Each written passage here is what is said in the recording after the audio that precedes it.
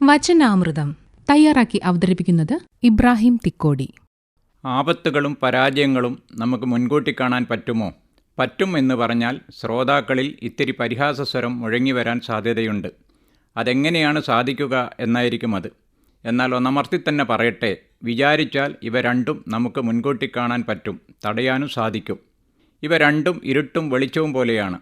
അതെങ്ങനെയാണ് ഇവ ഇരുട്ടും വെളിച്ചവുമാകുന്നത് എന്ന മറുചോദ്യം ശബ്ദമില്ലാതെ വീണ്ടും മുഴങ്ങാം. എന്നാൽ ഒന്നുകൂടി അമർത്തി പറയട്ടെ, ഇരുട്ടിലും വെട്ടത്തിലും നാം അറിയാത്ത ഒരുപാട് അർത്ഥതലങ്ങൾ ഒളിഞ്ഞുകിടപ്പുണ്ട്. ഇരുട്ട് വസ്തുക്കളെ നമ്മളിൽ നിന്ന് മറച്ചു വെക്കുന്നു, എന്നാൽ വെട്ടമോ വസ്തുക്കളെ നമുക്ക് കാട്ടിത്തരുന്നു.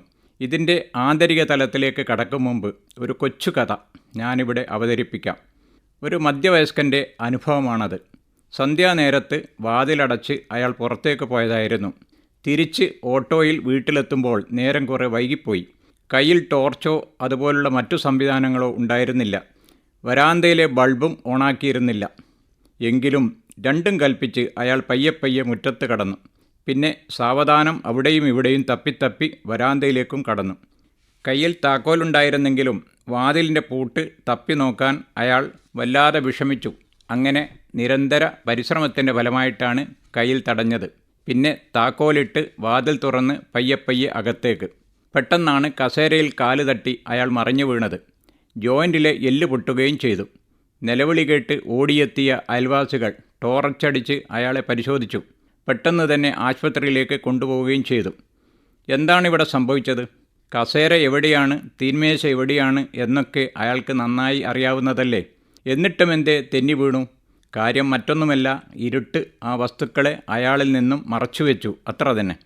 അതായത് അറിവുണ്ടായിട്ട് കാര്യമില്ല, അത് ഉചിതമായ സമയത്ത് ഉപയോഗിക്കാൻ സാധിക്കണം എന്ന് ചുരുക്കം. അങ്ങനെ സംഭവിക്കണമെങ്കിൽ അവിടെ വെട്ടത്തിൻ്റെ സാന്നിധ്യം ഉണ്ടാകണമായിരുന്നു. ഈ വെട്ടം എന്ന് പറയുന്നത് തിരിച്ചറിവിന് തുല്യമാണ്. അതായത് അറിവിൻ്റെ അളവ് എത്ര ഉയരത്തിലായാലും ഉചിതമായ സമയത്ത് അയാൾക്കത് ഉപയോഗിക്കാൻ പറ്റുന്നില്ലെങ്കിൽ ആ അറിവ് കൊണ്ട് യാതൊരു പ്രയോജനമില്ല എന്ന് സാരം.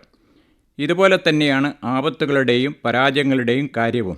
വരാനിരിക്കുന്ന ആപത്തുകളെപ്പറ്റി നന്നായി അറിവുണ്ടായതുകൊണ്ടോ കാത്തിരിക്കുന്ന പരാജയങ്ങളെക്കുറിച്ച് ബോധമുണ്ടായതുകൊണ്ടോ മാത്രം പോരാ, മറിച്ച് ആ ബോധം യഥാസമയം പ്രയോജനപ്പെടുത്താനും ആകണം. അതായത് ആ ബോധം അല്ലെങ്കിൽ അറിവ് തിരിച്ചറിവാക്കി മാറ്റണം എന്ന് സാരം. അതിന് മനസ്സിൽ പ്രകാശം വേണം. ആ പ്രകാശം യഥാസമയം പ്രയോഗിക്കാനും ആകണം.